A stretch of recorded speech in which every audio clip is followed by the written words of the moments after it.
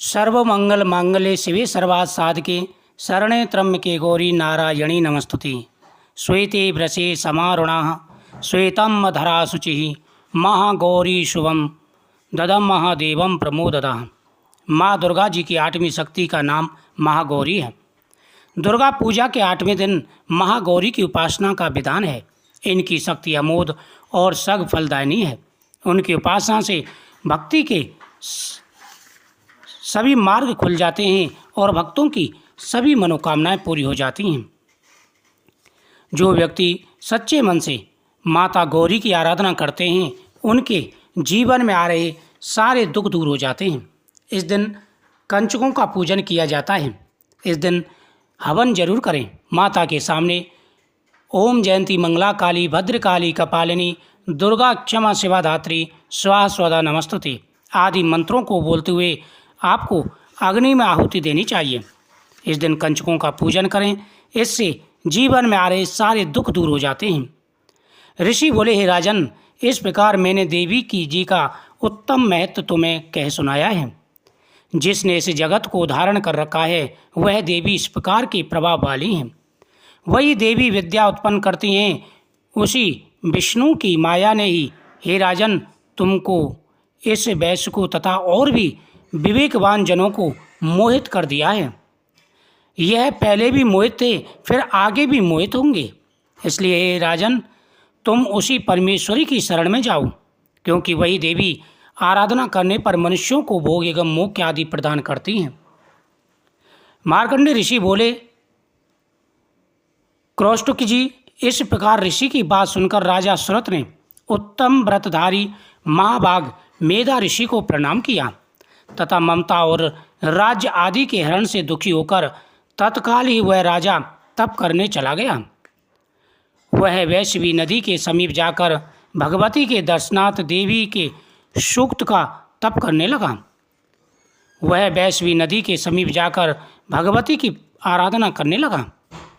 फिर राजा तथा वैश्य दोनों नदी के समीप मुक्तका से देवी की मूर्ति बनाकर प्रतिदिन पुष्प आदि से भगवान और तथा माता देवी की आराधना करने लगे। उन्होंने मिट्टी की माता की वहीं पर प्रतिमा बनाई। मृतका की मूर्ति बना करके वही हवन करते और निराल रहकर के माता की एकाग्रता से ध्यान लगाकर एकचित होकर वे देवी जी की आराधना करने लगे। उन दोनों ने बलि प्रदान के समय अपने अंगों के रुद्र का प्रोक्षण किया। इसी प्रकार स्वयं पूर्वक 3 वर्ष पर्यंत आराधना करते रहे। तब तो जगत को धारण करने वाली देवी ने प्रत्यक्ष होकर दर्शन दिए। तब राजा ने चंडिका देवी जी से बोले कि हे राजन, कुलनंदन, तुम दोनों जिस अभिष्ट की प्राप्ति के लिए मेरी प्रार्थना कर रहे हो वह मुझसे मांगो, मैं प्रसन्न हूँ, तुम्हें सब कुछ दूंगी। जब राजा और वैश्य ने पूरे लगन के साथ में भगवती देवी की आराधना की तो माता देवी ने प्रसन्न होकर के वहाँ पर उनको दर्शन दिए और कहा, हे राजन, तुम दोनों जो भी आपके मन में कामना है वह वरदान मांग लो।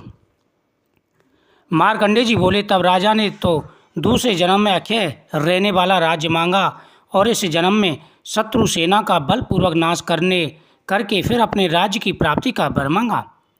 वैश्य का तो चित्त संसार से ही खिन्न हो चुका था, इसलिए उस बुद्धिमान ने उस ज्ञान का वर मांगा जिसके द्वारा संसार की अहंता ममात्मक आसक्ति का नष्ट हो जाना उचित है।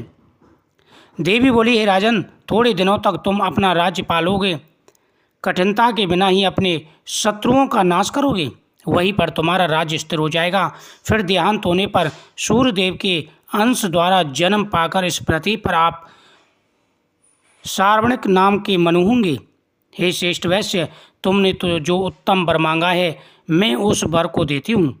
मोक्ष की प्राप्ति के लिए तुम्हें उस ज्ञान की प्राप्ति होगी। मार्कंडेय जी बोले, इस प्रकार उन्होंने देवी जी से वरदान पाया।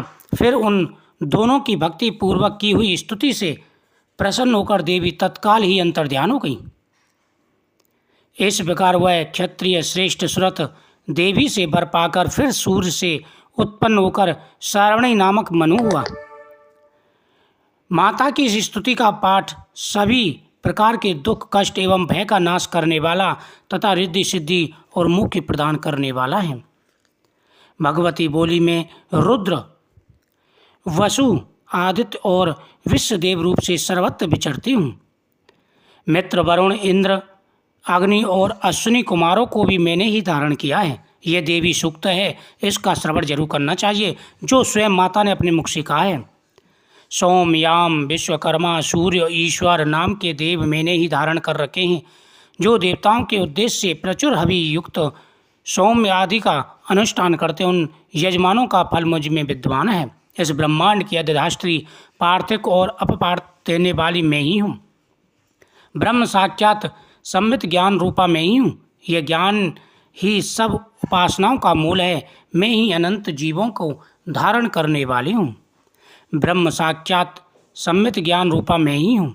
देवता इस प्रकार अनेक भावों से मेरी उपासना करते हैं। जीव जो अन्नादि खाद्य द्रव्य भक्षण करता है, देखता है, वह प्राण धारण करता है तथा सुनता है, ये सब क्रियाएं मेरे द्वारा ही सिद्ध होती हैं।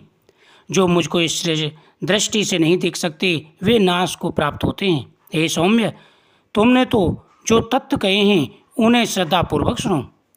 मैं यह उपदेश स्वयं दे रही हूँ। देवता और मनुष्यों द्वारा यही सेवित है। मैं जिसे चाहती हूँ उसे उच्च पद प्रदान करती हूँ, ब्रह्म बनाती हूँ तथा ऋषि और सर्व ज्ञान संपन्न सुमेधा बनाती हूँ।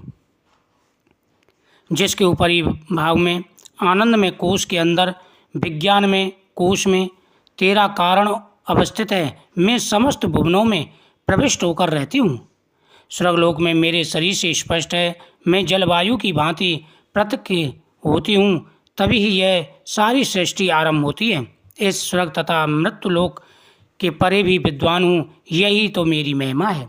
इस प्रकार से इस देवी सूक्त की स्तुति करने से माता प्रसन्न होकर के मनवांछित फल प्रदान करती हैं। अष्टमी वाले दिन माता दुर्गा की पूजा करने से सभी कार्य सिद्ध हो जाते हैं। सभी कार्य सिद्ध हो जाते हैं और जीवन में आ रहे सारे कष्ट और परेशानियां दूर हो जाती हैं।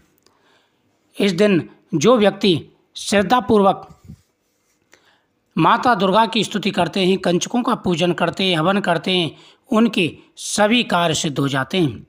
इस कथा का श्रवण करने से माता भगवती प्रसन्न होकर के अपने भक्तों को वर प्रदान करती हैं। मुझे उम्मीद है आपको ये जानकारी बहुत ही अच्छी लगी होगी। तो इस दिन कंचकों का पूजन करें और हवन करें, साथ ही माता के सामने रखा हुआ प्रसाद ग्रहण करें। माता दुर्गा आपकी सभी मनोकामनाएं पूरी करेंगी। तो अष्टमी वाले दिन महागौरी की पूजा की जाती है। नवमी वाले दिन सिद्धात्री माता की पूजा की जाती है। वीडियो को शेयर करें, चैनल को सब्सक्राइब करें।